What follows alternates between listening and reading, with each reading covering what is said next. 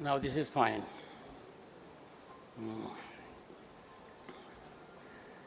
Honorable Justice Sri A.G. Masih, Judge of the Supreme Court of India. Honorable Justice Sri Sandeep Mehta, Judge, Supreme Court of India. Honorable Sri Justice Manendra Mohan Srivastava, Chief Justice, Rajasthan High Court. Honorable Law Minister, Government of Rajasthan, and himself an advocate, Sri Jogaram Patel. Honorable Sri Manan Kumar Mishra, Chairman Bar Council of India. मनन जी, आपका reference कर रहा हूं.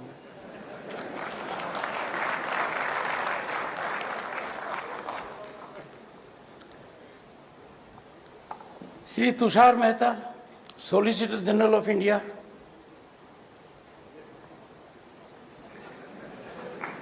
Shri Bhuvnesh Sharma ji, chairman bar council of Rajasthan.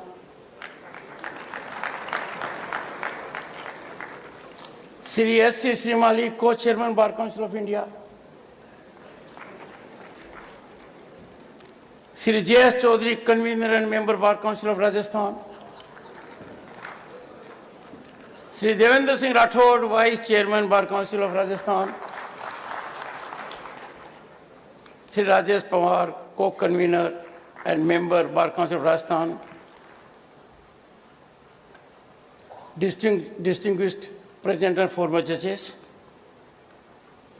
members of the Bar Council at present and those who have been in this position, distinguished audience.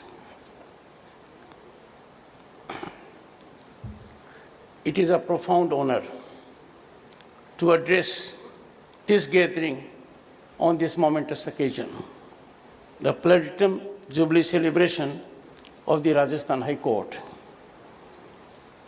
I have the honor and privilege to have a deep emotive sense of belonging to this elevated constitutional institution and owe it to all that I have been and am, alongside my parents and alma mater, Sunny School, Chittorgarh. Platinum Jubilee celebration is indeed a cherished milestone in the journey of any institution, all the more for one that is amongst fundamental pillars of our democracy.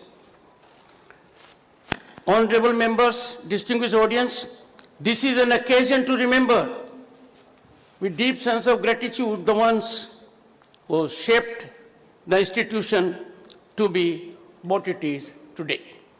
My salutations to them. Even angels will fear to refer to names, as there is possibility some worthy names may be missed out inadvertently and be hurtful to my conscience. We all are proud of them, judges and lawyers, now and earlier, who happen to be part of this august institution. Also a befitting occasion, distinguished audience, an occasion to reflect on the principles that underpin our democratic institutions, their alignment with our rich cultural heritage, and hence focus on the contemporaneously relevant brief of the moment, role of judiciary in emerging India. Distinguished audience, Bharat, home to 1/6 of humanity, has rich judicial traditions rooted deeply in our cultural and spiritual heritage, spanning thousands of years. Judicial system of a nation and its functionality define its democratic vibrancy. An independent, robust justice system is quite essential to any shape of governance, as this is lifeline of life as such. After independence, the nation came to have constitutionally structured hierarchical judiciary. A feature to note, by virtue of Article 227 of the Constitution, every High Court, I am quoting, shall have superintendence over all courts and tribunals throughout the territories in relation to which it exercises jurisdiction, unquote. Supreme Court has no such superintendence over high courts and tribunals as per constitutional ordainment. I would, however, seek to instill introspective, reflective focus by the concerned that the institution of the High Court and that of its Chief Justice is spinally fundamental to justice delivery, and any dilution, perceptional or otherwise, would weaken judiciary as pillar of our democracy. My reference to this extent is sufficient given the occasion and given the distinguished audience and their involvement both with the Constitution and the institutions. I leave it at that for your thoughts. Role of judiciary in emerging India, the subject of the moment, is pivotal and critical to sustaining and blossoming of democratic values and development of the nation. Let me first state of the nation at the moment. We all can raise our head in pride. The nation is on the exponential, unprecedented rise. The economic surge is continual. Our nation is a lead nation in the world, a favorite global destination of investment and opportunity. Honorable members, what I see today was beyond dream, even contemplation of people of my generation. Economy, just a decade ago, we were considered one of the fragile 5 economies on the brink. What a leap in a decade. India today is positioned ahead of the UK, Canada, Brazil, and France. And distinguished audience is on track to overtake Japan and Germany. We are now the 3rd largest economy in terms of purchasing power, and our foreign exchange reserves stand well over $600 billion US. When I was a member of Parliament in '89 and a minister, the size of our economy was smaller than that of city of London or Paris. Our foreign exchange then was dwindling around $1 billion US, and our gold in physical form had to be airlifted to be placed to 2 Swiss banks. We indeed have come a long way beyond a dream and contemplation of people of my generation. Distinguished audience, please take note, global accolades are pouring in from the International Monetary Fund, the World Bank, and the World Economic Forum, and the like. The World Bank has praised India for achieving its financial inclusion, and let me tell you, financial inclusion means 500 million bank accounts for the first time, 100 million farmers getting direct transaction in their accounts 3 times a year. And World Bank says India has achieved its financial inclusion objectives within an impressively short span of 6 years, a feat that typically requires, according to the World Bank, 5 decades to accomplish. Similarly, distinguished audience, the International Monetary Fund, and there was a time when our neighboring countries know about it, they talked to the IMF for rescheduling. They talked to the IMF, their difficulties. But what does the International Monetary Fund say about us? It has recognized India, our Bharat, as a prime favorite destination for investment and growth opportunities. World Economic Forum, a serious interactive platform, is confident that our Bharat will be a developed nation by 2047. I may not be around, most of you will be, some of you may not be. I am confident it will happen earlier than what they say. As per the IMF, India's development of a world-class digital public infrastructure serves as a model for other nations undergoing digital transformation.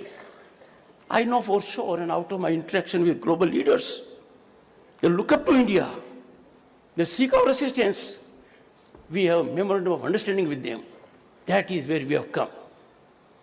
India has more than 800 million internet users, and per capita mobile data consumption last year, please take note, distinguished audience, was more than that of USA and China taken together. Distinguished audience, all this is not limited to the geographical territory of Bharat. Our UPI, Unified Payments Interface, a system that powers multiple bank accounts into a single mobile application, is now adopted by Sri Lanka, Mauritius, France, UAE, Singapore, Bhutan, Nepal, and counting is on. Just imagine how extensively it is used by ordinary citizens. Honorable members, I am used to calling Rajya Sabha members as honorable members, but here it is honorable members of the audience. All this I am emphasizing with a purpose. We are no longer a nation with a potential or a promise. We are a nation on way to celebrating the centenary of our independence in 2047, more than being a developed nation. In this marathon march, where all our stakeholders and those present before me and members of the legal fraternity are stakeholders who can move the situation faster.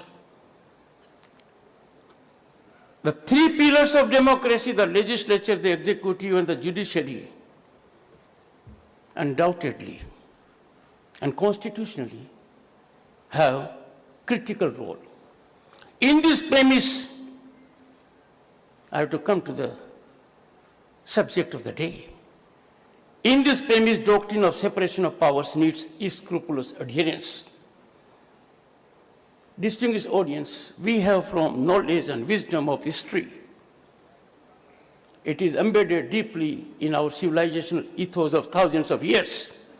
Power, authority in an individual or an institution is optimally productive, while those at the helm of affairs are cognizant of limitations and tempering it with morality and propriety. The historian and moralist, and most often we have quoted him, I am referring to Lord Acton.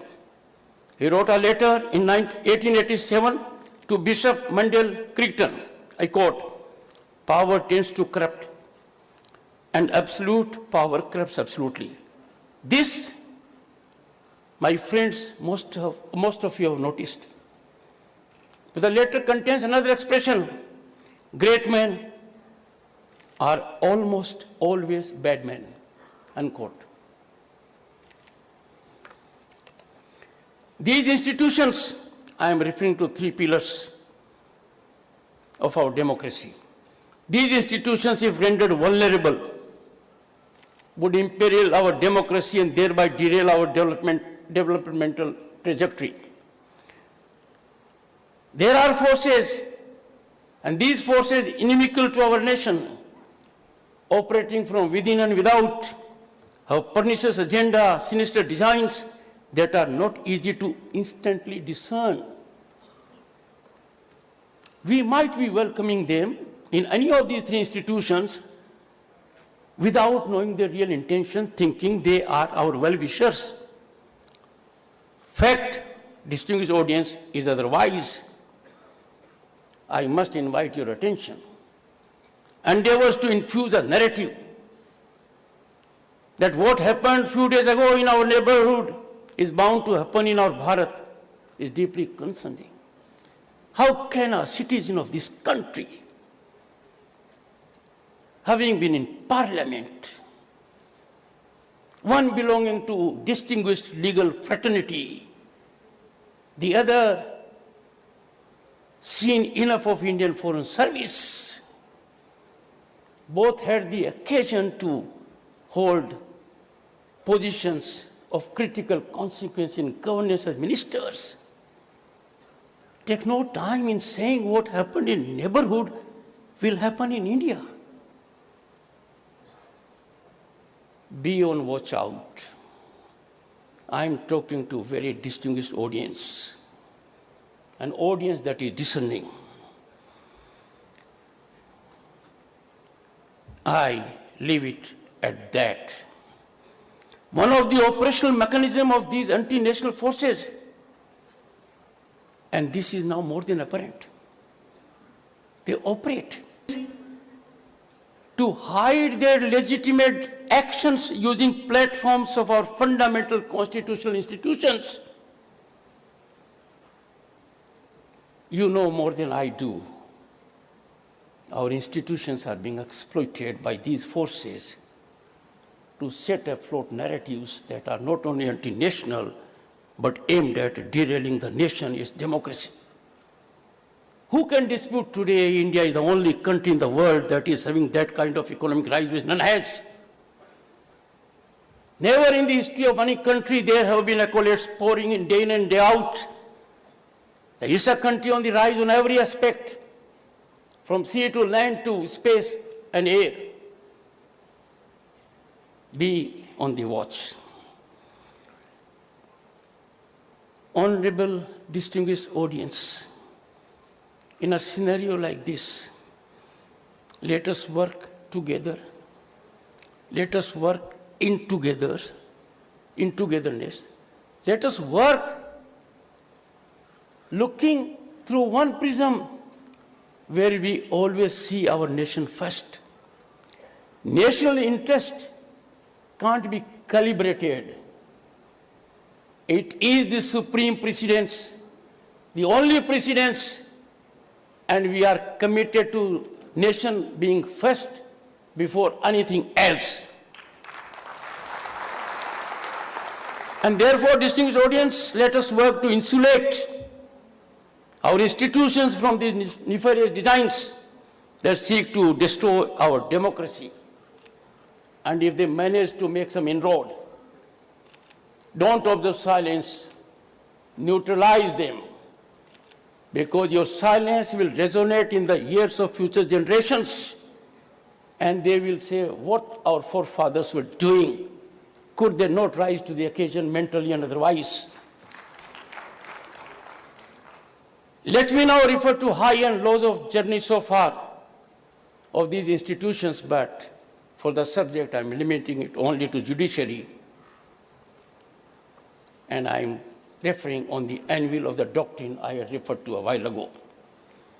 India takes pride in nurturing a robust independent judiciary that has ever been in the aid of sustaining and blossoming democratic values, with one painful exception. And we should never forget that exception. And that was during draconian, darkest period of our history since independence, the emergency proclaimed by then Prime Minister Srimati Indira Gandhi in June 1975. Distinguished audience, we are part of a very elevated institution that is a very strong pillar of democracy. But at that time, then the judiciary at the pinnacle, the highest court of the land I am referring to, the formidable citadel of basic rights of citizens, yielded meekly to the brazen dictatorship regime of the then Prime Minister Srimati Indira Gandhi. And what it led to? Legs were put behind bars, subjected to indignities.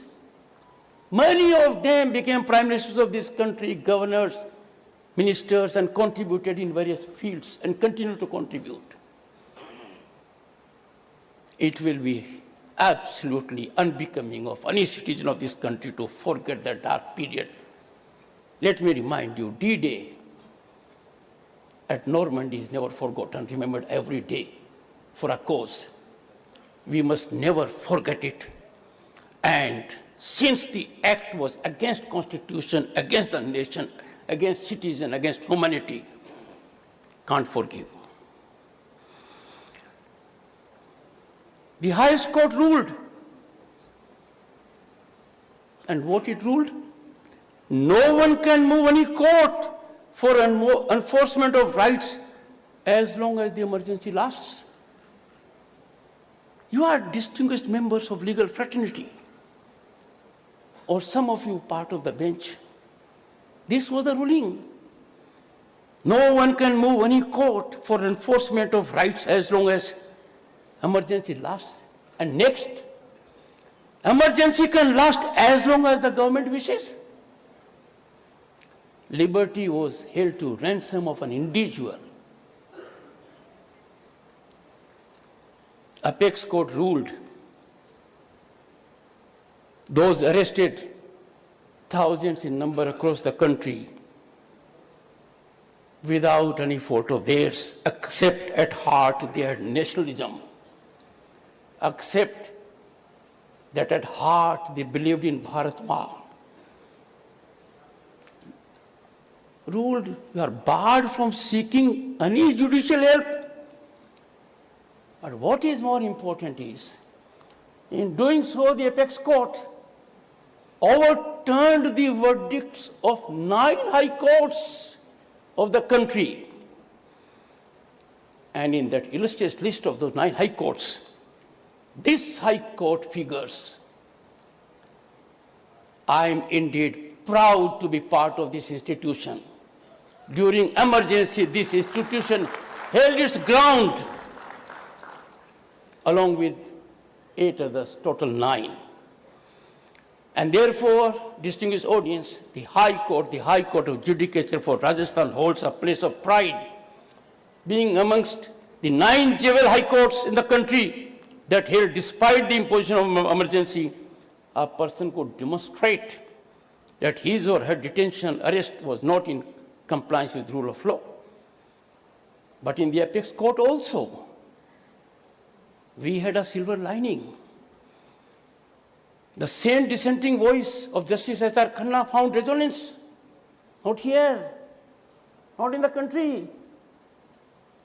In New York Times that reflected, I quote, if India ever finds its way back to the freedom and democracy, the world had lost hope, because the world was ignorant of Indian genius. Jail or no jail, Bharat Mata has to be nurtured. It has to blossom as a democracy.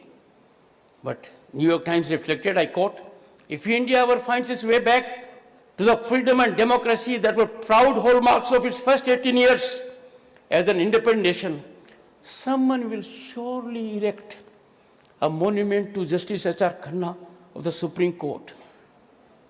Unquote. Never forget these words. Younger people are not aware of it. Make sure every Indian of any age, particularly impressionable minds, come to fully know these developments. Sacrifice of millions of people in this country alone helped it back on democratic rails. It is our lot now. It is on our table. It is our brief now to sustain and blossom democracy. Over the years, there is fortunately emergence of a spinally strong, well-nurtured constitutional democracy at all levels that taken recourse and importantly enforcement to emergency is ruled out. The nation has matured. Its institutions have grown up. India is the only country in the world that has structured constitutional democracy at the village level. You have constitutional provision for that at this urban level, Part 9 and 9 capital of the Constitution. So now, even if someone gets into the groove, the enforceability cannot take place. However, I implore each one of you, particularly the younger generation, never forget eternal vigilance is the price of freedom.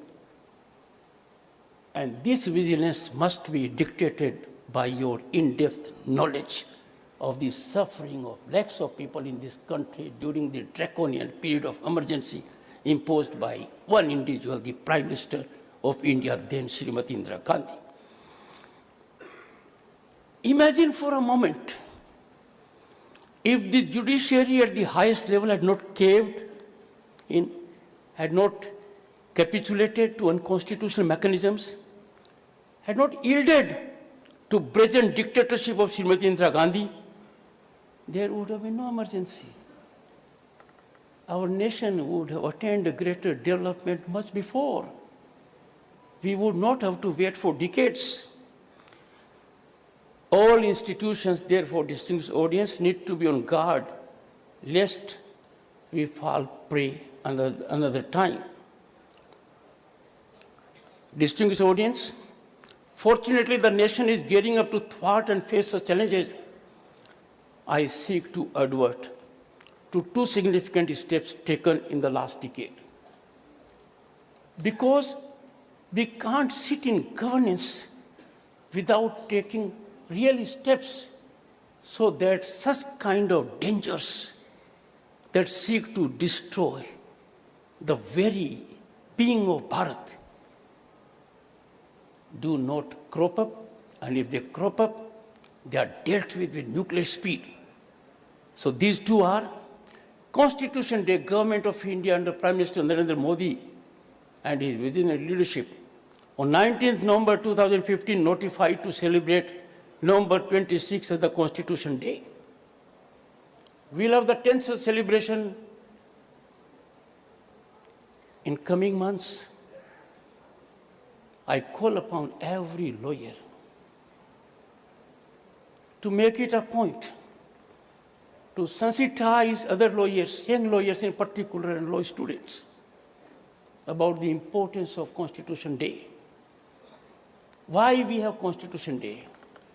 Why lifeline to life is our Constitution?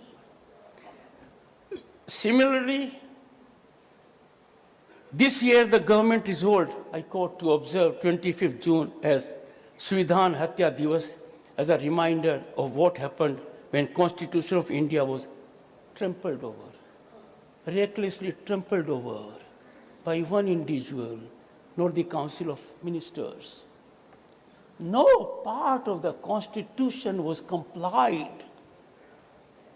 I leave it to your thought process, being from legal fraternity. Look at the changes that were effected in the Constitution during emergency. I'll quote one for instance, so that you trigger in your minds an urge to get more details of each of the amendment, not for the sake of arguing before a court of law, but also arguing to yourself or be accountable to your conscience.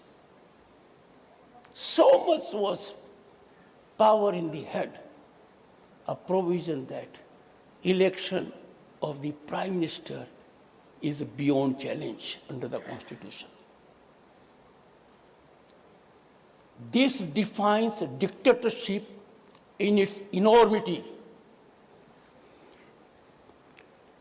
Svidhan Hatya Divas is also a day to pay homage to each and every person who suffered due to excesses of emergency. A phase unleashed, a dark phase of Indian history. These two important events, my friends, will generate continual awareness amongst our youth and present generation and keep them well informed of the darkest period of our post-independent history, the draconian emergency. This would also keep alive the spirit and flame of freedom. When I reflect on the role of judiciary in emerging India, I am eased to say, what a travesty of justice. A judicial verdict rendered by Allahabad High Court Justice Sinha, declaring election of Srimati Indira Nehru Gandhi, then Prime Minister, as invalid, triggered imposition of emergency and atrocious unconstitutional act. Second, and the emergency that sabotaged rule of law and constitution got impregnable coverage from the highest court of the land in ADM Jabalpur case. What a travesty. A shining example of independence of judiciary emanating from Allahabad High Court, and secondly, what happened at the apex court. Referring to all this only to indicate role of judiciary in emerging Bharat is critical alongside other institutions. I must make briefly a reference. This country is not governed by optics. To hit the headlines, oh, after 4 decades, a progeny has risen to that level of consciousness to undo what was done then. No, sir. These issues are too serious to be messaged just in media or attraction. These are issues that touch our mind, heart, soul. Bharat की आत्मा पर चोट हुई थी. The people have undone it. The people have to safeguard it. Let us be on guard, be ever on guard to avoid another disaster to democracy. This is the role I emphasize for the judiciary. Other things will fall in place. All will do their job. Second, the role of all institutions is well delineated in our constitution. What is the role of legislature is known to one and all. What is the role of judiciary? What is the role of executive is known to us. On a lighter note, let me reflect. Legislature and parliament cannot script judgments. We sitting in parliament or people sitting in legislature have no authority to script judicial verdicts. And similarly, I can say with confidence, judiciary cannot make laws or legislate or impart directives that are beyond legislations. Distinguished friends, this is a dangerous trend if there is incursion in the domain of one constitutional institution by the other. The incursion may be subtle. The incursion may be non-invasive. That incursion has the potential to upset the apple cart of democracy. This can potentially end democracy. Distinguished audience, we have to introspect. My question to you, is it happening? I leave this as a thought for all of you. You think within, is it happening? Are all institutions, the legislature, judiciary, and the executive, operating within their areas, or are they in expansion mode to operate in the area of the other? I leave it as a thought for your minds. Distinguished audience, forces inimical to Bharat, within and without, are in overdrive to impede our growth and operate at multiple levels, tainting, tarnishing, targeting, demeaning our constitutional institutions. Falling prey to these is fraught with dangerous consequences. Again, I pose a question for your consideration and thought provocation. Do we see this looming danger? You are the best judge to decide. Distinguished audience, I conclude with a quote from Dr. Ambedkar. Dr. Ambedkar had the occasion to reflect many a times in the Constituent Assembly that lasted for 3 years, a little less than 3 years, and 18 sessions. But this one, on November 25, 1949, was his last address to the Constituent Assembly. I quote. I am quoting Father of the Indian Constitution, Dr. B.R. Ambedkar. I quote, "What perturbs me greatly is the fact that not only India has once become, before lost her independence, he was not worried that India once lost independence. I continue, but she lost it by the infidelity and treachery of some of her own people," unquote. The sculptor of Indian Constitution had diagnosed that we lost independence because there was infidelity and treachery of some of our own people. I further quote him, will history repeat itself? It was repeated in 1975. I continue, will history repeat itself? Is this thought which fills me with anxiety? This anxiety is deepened by the realization of the fact that in addition to our old enemies, in the form of caste and creeds, we are going to have many political parties with diverse and opposing political creeds. Will Indian place the country above their creed, or will they place creed above the country? A question is posed. Dr. B.R. Ambedkar ventures to answer the question posed by himself. I quote, I do not know, he said, but this much is certain, that if the parties place creed above country, our independence will be put in jeopardy a second time and probably be lost forever.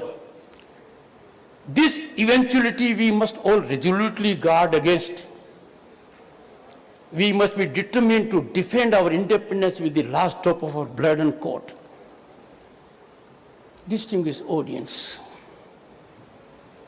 the man, the sculptor of Indian Constitution, in his last address of the Constituent Assembly, that never met thereafter, it gave the Constitution to us. His worst fears were realized in 1975, and we suffered emergency. And principally because the institution that was supposed to be our protector, the judiciary, failed us.